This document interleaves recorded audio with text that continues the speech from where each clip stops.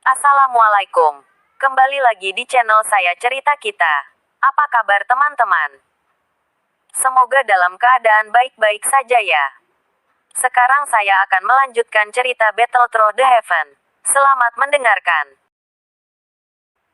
Bab 17 Konflik. Xiaoyan GG. Gadis muda itu dengan malu-malu berdiri di depan Xiaoyan sementara tangan putihnya yang halus berkibar di belakangnya. Dia sedikit condong ke depan dan matanya yang indah berbinar ke bulan sabit. Di wajahnya yang cantik ada dua lesung pipit. Mengalihkan pandangannya dari gulungan di depannya, Xiaoyan mengintip gadis muda di depannya dan kemudian mengalihkan pandangannya untuk memasukkan seluruh aula. Melihat tatapan tajam yang diarahkan padanya, dia tidak bisa menahan diri untuk berkata, "Gadis, aku tahu pesonamu cukup besar tetapi kamu tidak perlu bagiku untuk membagikannya, kan?" TL, gadis, yang digunakan oleh Xiaoyan bukanlah nama panggilan yang kejam, tetapi pepatah yang umum dan akrab bagi anggota keluarga perempuan yang lebih muda. Hehe. Sambil tersenyum, Sun Er duduk di sebelah Xiaoyan dan dengan malas membentang ke belakang menyebabkan lekuk tubuhnya yang menawan terungkap oleh pakaian ketatnya. Secara acak mengambil gulungan dari rak buku, Sun Er menatap Xiaoyan sebelum bertanya, "Xiaoyan GG sampai ke Duan Qi keempat." Mendengar itu, Xiaoyan yang diserap oleh gulungannya mendongak.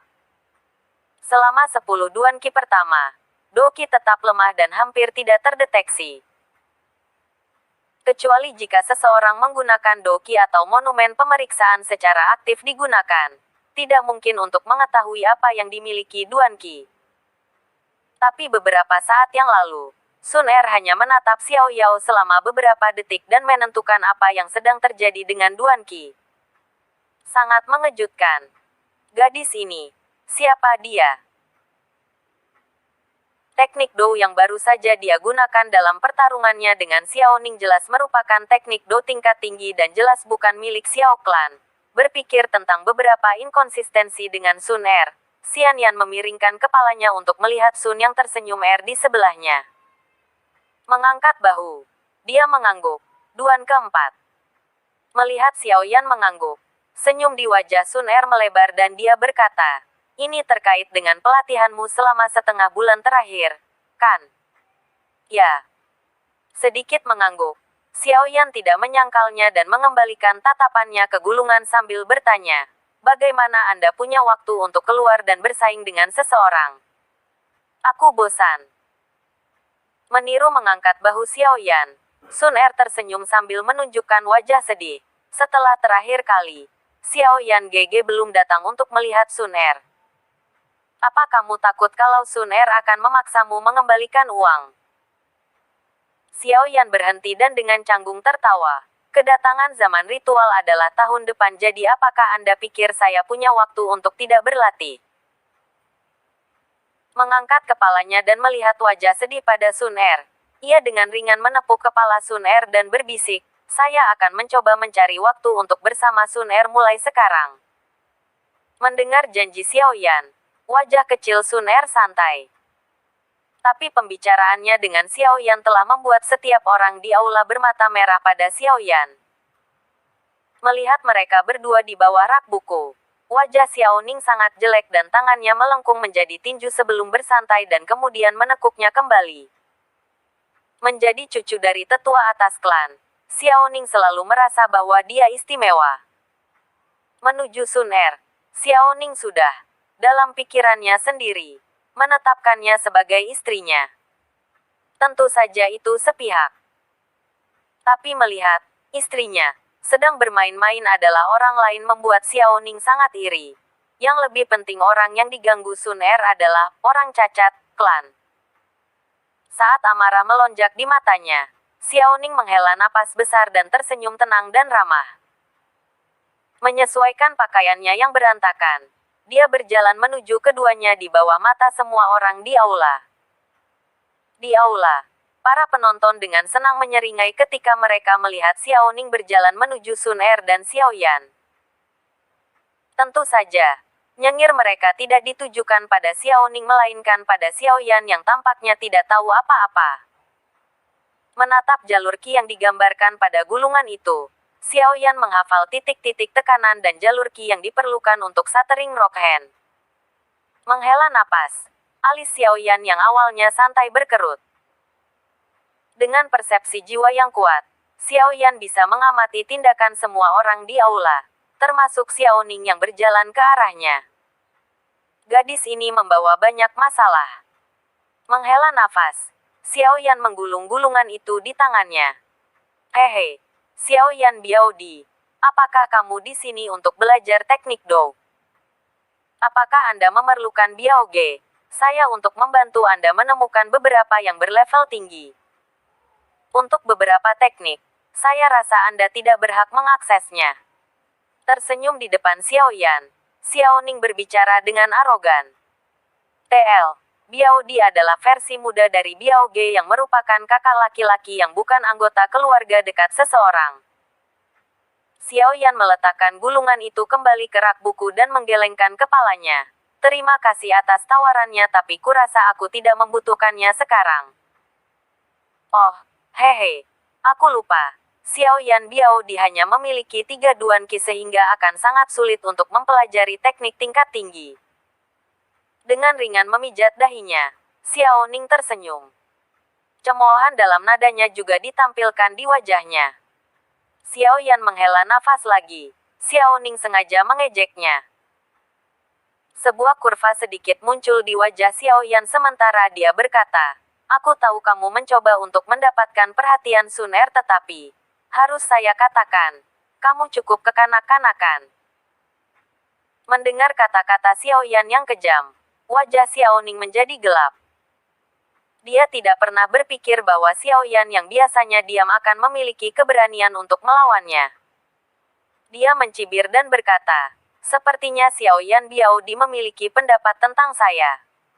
Bagaimana kalau kita menguji keterampilan kita? Ini akan membantu saya melihat seberapa banyak Biaodi telah meningkat dalam beberapa tahun terakhir.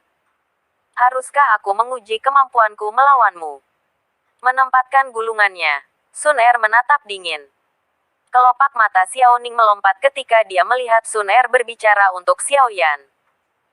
Dengan kecemburuannya yang semakin tinggi, Xiao Ning mengejek, "Apakah kamu hanya tahu untuk bersembunyi di belakang wanita?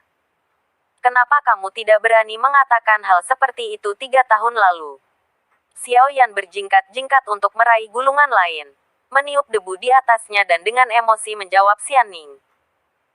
Sejujurnya, penampilan Xiao Yan yang tanpa emosi dan santai, di mata orang-orang yang tidak terlalu ramah dengannya, membuat mereka merasa seolah-olah ada sesuatu yang tersangkut di dada mereka.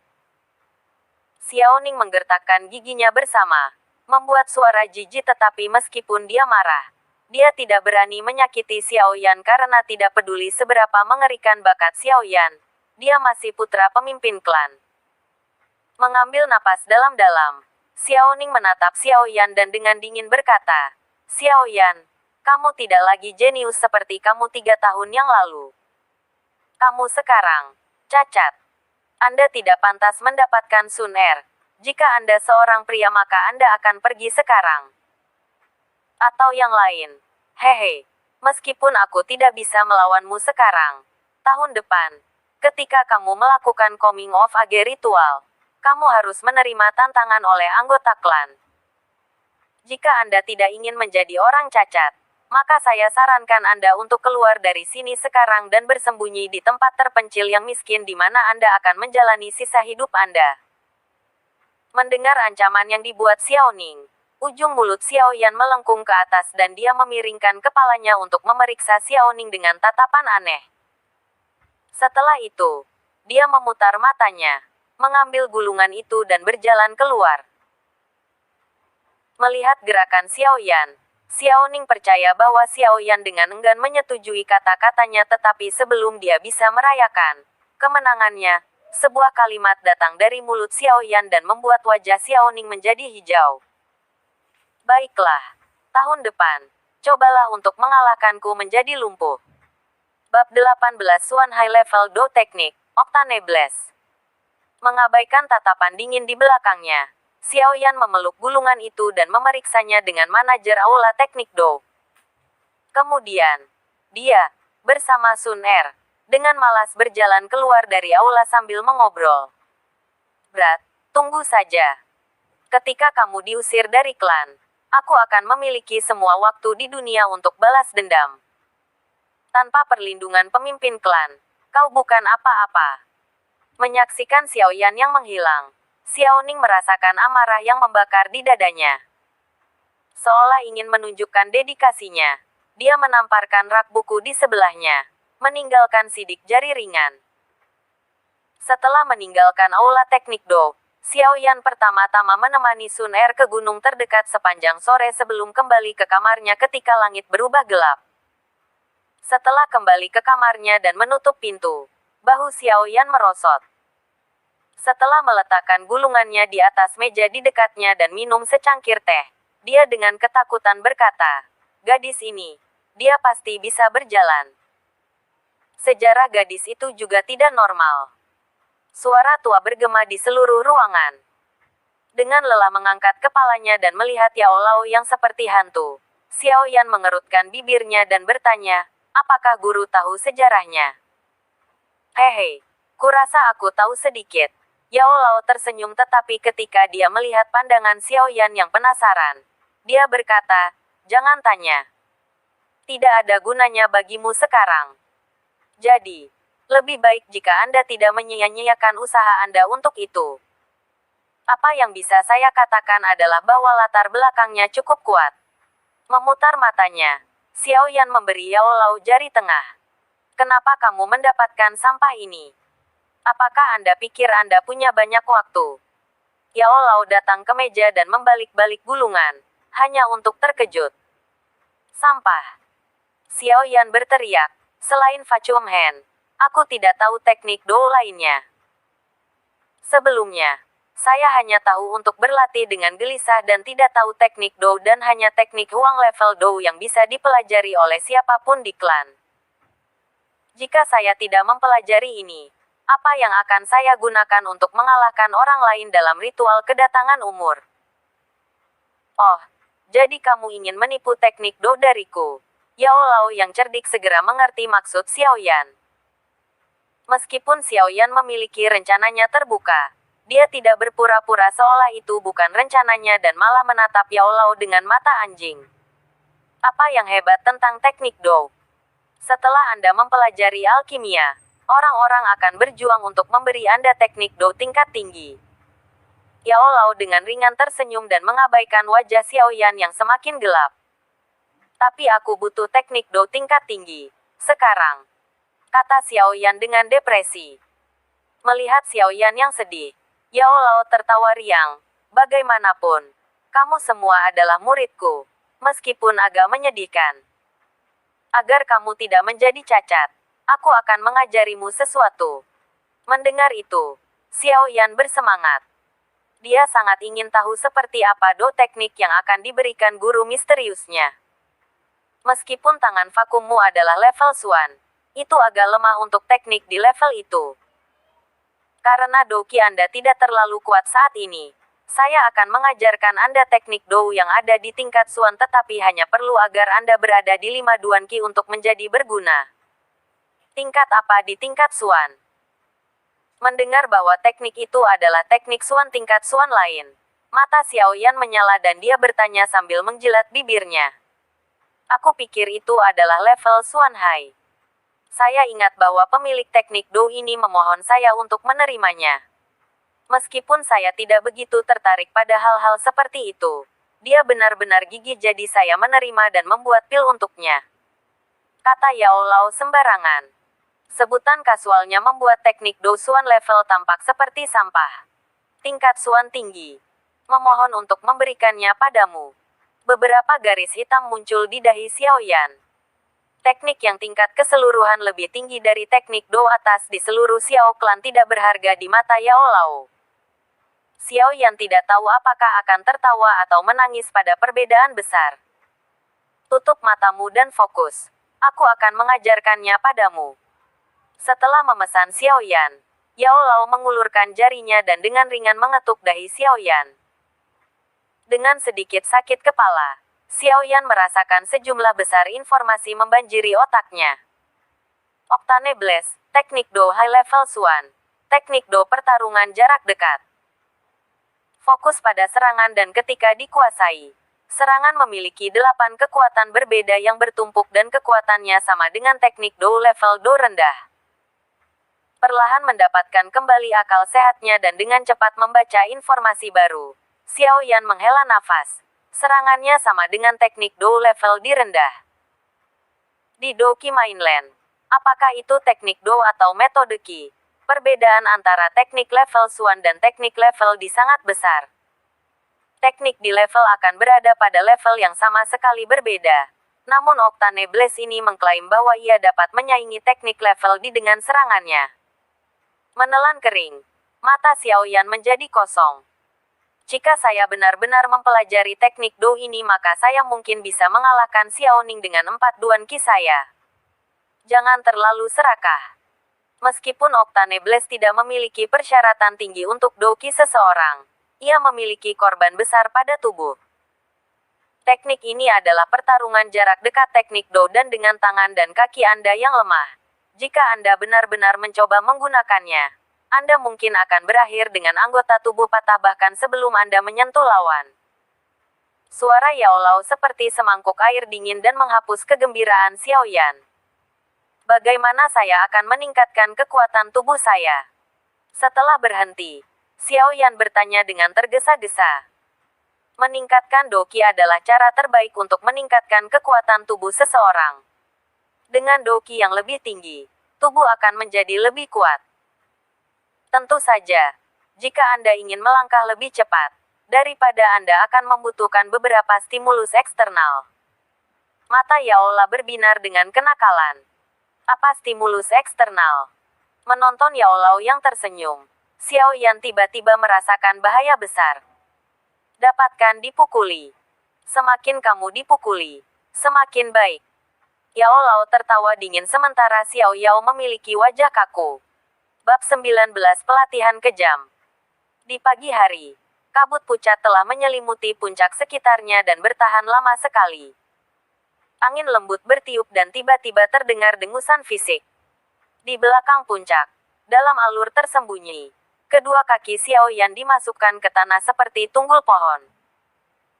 Jari-jari kakinya menempel ke tanah sementara dia menggertakkan giginya bersama dan keringat dingin mengalir di dahinya. Dia hanya mengenakan celana pendek dan di bagian atas tubuhnya yang telanjang bekas luka saling silang. Di belakang Xiao Yan adalah Yao Lao dalam mode roh, bersila di atas batu raksasa. Wajahnya sungguh-sungguh saat dia menatap Xiao Yan mengepalkan giginya untuk melawan rasa sakit dan kemudian telapak tangannya mengayun ke atas dengan lembut. Mengikuti telapak tangan Yao Lao, Do Qi yang berwarna merah terwujud dari telapak tangan Yao Lao. Sama seperti cambuk, itu keras menabrak pundak Xiao Yan, meninggalkan memar yang panjang. Saat sudut mulutnya bergetar hebat, Xiao Yan menghirup udara dingin melalui irisan di antara giginya sebagai tanggapan terhadap rasa sakit. Bahu Xiao Yan mati rasa dan gelombang rasa sakit yang membakar mencapai hatinya. Di bawah rasa sakit yang brutal, Xiao Yan merasakan kakinya melunak, dan hampir jatuh tidak seimbang.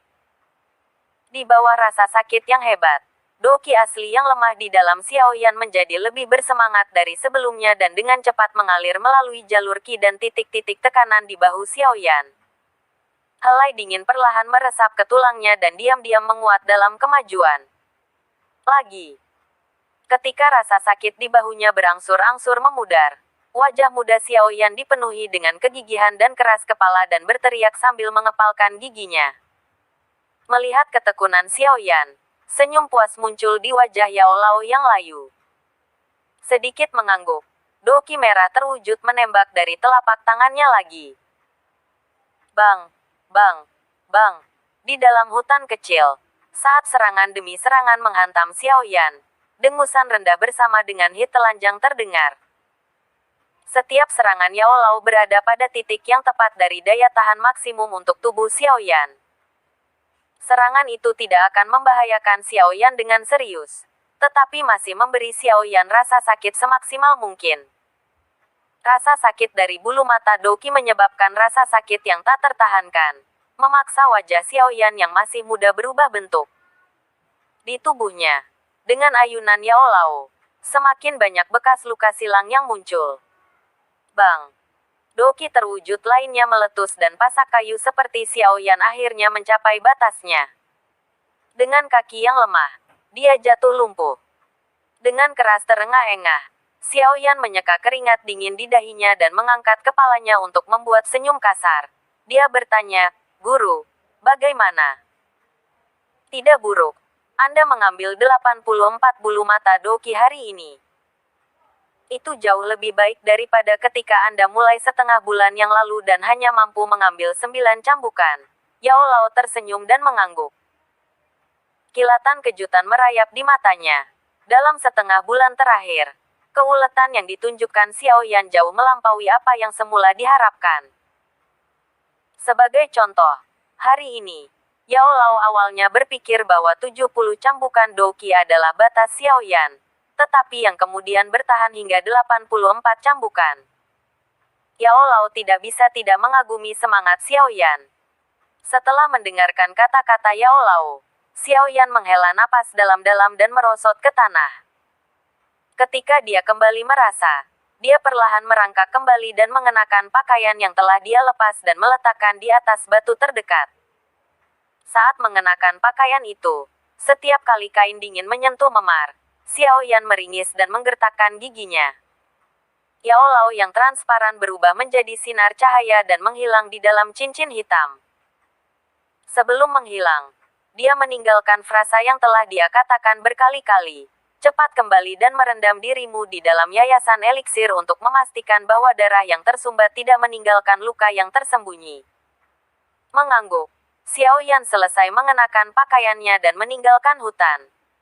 Setelah Xiao Yan akhirnya berhasil kembali ke kamarnya sambil menahan rasa sakit, ia dengan cepat melepas pakaiannya sekali lagi dan melompat ke mangkuk kayu berisi cairan hijau. Cairan es dingin hijau mengurangi rasa sakit dari kulit yang memar dan Xiao Yan perlahan menutup matanya, menikmati cairan yang menenangkan mengalir di kulitnya. Setelah beberapa saat, napas Xiao Yan yang perlahan mulai tenang dan bahkan mendengkur. Setelah pemukulan yang menyakitkan, Xiao Yan tidak bisa menahan kelelahan pada tubuh dan mentalnya dan jatuh tertidur. Ketika Xiao Yan tertidur, cairan hijau itu sedikit beriak dan sedikit energi damai diam-diam menyelinap ke pori-pori terbuka Xiao Yan. Mereka menyapu bulu mata dari darah yang tersumbat dan pada saat yang sama mereka merevitalisasi dan memperkuat otot-otot yang sudah pada batas maksimal. Saat tidur, tubuh Xiao Yan telah diperkuat ke tingkat yang sama sekali baru. Sementara memperkuat dan memperbaiki otot-otot Xiao Yan, cairan hijau perlahan menjadi lebih ringan dan lebih ringan. Jelas, energi dalam cairan itu berkurang. Tidak menyadari berapa lama dia tertidur, Xiao Yan hanya tahu bahwa sinar matahari yang hangat sudah menerangi kamarnya ketika dia bangun. Mengulurkan tubuhnya, tulangnya tiba-tiba mengeluarkan suara berderak. Ketika dia mengangkat kepalanya, dia menyadari bahwa seluruh tubuhnya penuh energi dan kekuatan. Xiao Yan tidak bisa membantu tetapi berteriak, "Hebat!" Ketika Xiao Yan melangkah keluar dari mangkuk kayu, dia tiba-tiba menemukan bahwa mangkuk yayasan eliksir telah berubah menjadi air transparan dari keadaan awalnya hijau. "Ramuanku sudah habis." Menggaruk hidungnya Xiao Yan menggelengkan kepalanya tanpa daya. Tiba-tiba teringat sesuatu. Dia dengan senang hati menutup matanya dan dengan hati-hati merasakan kondisi dokinya. Beberapa saat kemudian, Xiao Yan membuka matanya dan tertawa senang. "Akhirnya, aku di Duan Qi kelima." Bab 20 Lelang. Untuk mendapatkan 4 Duan Qi dalam waktu setengah bulan dan kemudian 5 Duan Qi dalam 1,5 bulan lagi. Kecepatan luar biasa ini tidak mungkin bahkan untuk Xiao Yan tua. Meskipun pada level yang lebih tinggi, menaikkan Duan Qi seseorang menjadi semakin sulit. Melihat kecepatan peningkatan Xiao Yan, itu seharusnya tidak menjadi masalah baginya untuk mencapai 7 Duan Qi tahun depan. Tentu saja. Ini dengan asumsi bahwa Xiao Yan memiliki cukup yayasan eliksir. Atau yang lain. Xiao Yan pasti akan mati di bawah pemukulan yang ia alami setiap hari sebelum sampai ke 7 Duan Qi. Lagi pula, tanpa yayasan eliksir, tubuh Xiao Yan yang lemah tidak akan pernah bisa menahan efek berbahaya dari memiliki darah yang tersumbat dan ia akan mati. Oleh karena itu, apa yang perlu dilakukan Xiao Yan saat ini adalah membeli lebih banyak bahan untuk yayasan eliksir. Meskipun terdengar sangat mudah, Xiao Yan memiliki sedikit masalah. Dia bangkrut. Duduk di tempat tidurnya, Xiao Yan tertawa pahit. Dia tidak pernah berpikir bahwa dia akan berada dalam situasi yang canggung karena uang. Sambil menghitung, dari yang terakhir kali, saya masih memiliki 900 koin emas tetapi dengan hanya begitu banyak uang, membeli bahan kelas yang sama seperti terakhir kali tidak akan terjadi. Mendukung dagunya, mata Xiao Yan berputar cepat. Tiba-tiba, dia bertanya, "Guru, untuk purple bluegrass dari bunga cuci tulang, bisakah kita menggunakan tangkai yang lebih mudah?" Tentu. Tapi kemudian efeknya akan jauh lebih lemah dan Elixa Foundation yang telah kuperbaiki dirancang untukmu. Mengedipkan matanya, Xiao Yan tersenyum. Tidak masalah. Mari kita gunakan bahan kelas terburuk kali ini. Kelas terburuk. Maka efeknya akan mengerikan dan Anda perlu setidaknya setengah tahun untuk sampai ke Duan Qi berikutnya. Suara Yao Lao menunjukkan ketidaksenangannya. Dia mungkin mengerutkan alisnya sekarang. Tidak punya cukup uang. Pinjam dari gadis itu lagi. Dengan latar belakangnya, bahkan 10.000 koin emas akan menjadi masalah kecil. Mengambil langkah mundur, Anda dapat meminjam dari ayah Anda. Mengapa Anda harus menurunkan efektivitas eliksir dan memperlambat kecepatan pelatihan Anda? Mendengar saran Yao Lao, Xiao Yan menggelengkan kepalanya. Anggap saja harga diri saya menghentikan saya melakukannya. Bagaimana saya bisa terus meminjam uang dari seorang gadis? Adapun ayah saya sudah menghindarinya selama 2 bulan sekarang dan jika dia ingin tahu mengapa saya menginginkan uang maka bukankah saya harus mengekspos Anda? Tunggu, guru. Yayasan eliksir ini, bisakah orang lain memperbaiki atau membuatnya? Tiba-tiba memikirkan sesuatu. Alis Xiao Yan melompat dan dia buru-buru bertanya. Hehe, bocah, di Doki Mainland, ada banyak ramuan dan dalam ramuan ini, Anda harus menemukan kombinasi yang keduanya menenangkan energi kekerasan di dalam monster kores dan memperbaikinya sehingga seseorang dapat menyerapnya. Jika Anda hanya mengumpulkan herbal secara acak daripada pemecahan alchemy furnace adalah masalah Anda yang paling sedikit, energinya mungkin akan menjadi bumerang. Hehe. Yayasan eliksir ini dibuat setelah bereksperimen selama beberapa tahun. Tentu saja, mungkin ada seseorang yang juga menemukan cara membuatnya dengan keberuntungan tetapi kemungkinan itu terjadi hampir tidak ada. Selain itu, saat penyulingan, kamu harus memastikan bahwa laju sekering, jumlah yang digunakan, dan suhu api sempurna. Anda perlu melakukan percobaan yang tak terhitung jumlahnya dan memiliki persepsi jiwa yang luar biasa untuk melakukan itu. Atau yang lain, mengapa Anda berpikir bahwa setiap alkemis membutuhkan guru? Menjadi seorang alkemis yang kuat tidak mungkin tanpa seorang guru yang membimbing Anda. Hanya waktu yang Anda habiskan untuk mencoba kombinasi herbal yang berbeda akan menghabiskan seluruh hidup Anda. Oleh karena itu, saya tidak dapat memasukkan seluruh Doki Mainland tetapi setidaknya untuk Kekaisaran Jiama, tidak ada orang lain yang membuat yayasan eliksir seperti milik saya. Pada titik ini, suara Yao Lao menyiratkan sedikit kebanggaan. Terkejut dengan kompleksitas dalam yayasan eliksir yang tampaknya sederhana, Xiao Yan secara naluriah menjilat bibirnya. Ketika dia melihat Yao Lao memurnikan rempah-rempah, semuanya tampak begitu sederhana tetapi sekarang dengan penjelasan Yao Lao, dia menyadari bahwa seni alkimia tidak sesederhana yang dia lihat. Dunia alkimia jelas besar dan misterius. Tidak heran seorang alkemis adalah profesi paling terhormat di seluruh Doki Mainland. Tetapi setelah keterkejutannya, Xiao Yan merasakan sedikit kegembiraan. Guru, saya tidak akan menggunakan yayasan eliksir yang mengerikan untuk melatih. Sebaliknya, saya ingin menjualnya di pelelangan. Meskipun saya tidak punya banyak sekarang, setelah yayasan eliksir dijual maka saya akan memiliki cukup sedikit dan pada saat itu membeli bahan berkualitas tinggi untuk yayasan eliksir akan sangat mudah. Kanan. Aku mengerti. Tentu. Alkemis menjual pil mereka sendiri bukan berita menarik dan yayasan eliksir berada di level terendah dalam pelatihan kedokteran jadi menjualnya tidak terlalu penting. Setelah berpikir sebentar, Yao Lao berkata dengan sembarangan.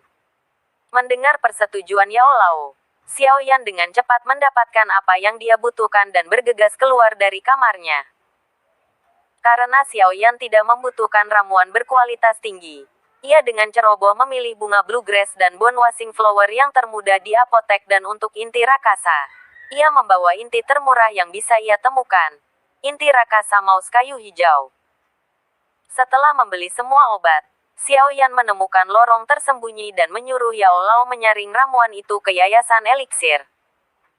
Foundation eliksir kali ini tidak hanya memiliki efek yang jauh lebih buruk daripada sebelumnya, bahkan memiliki warna yang berbeda.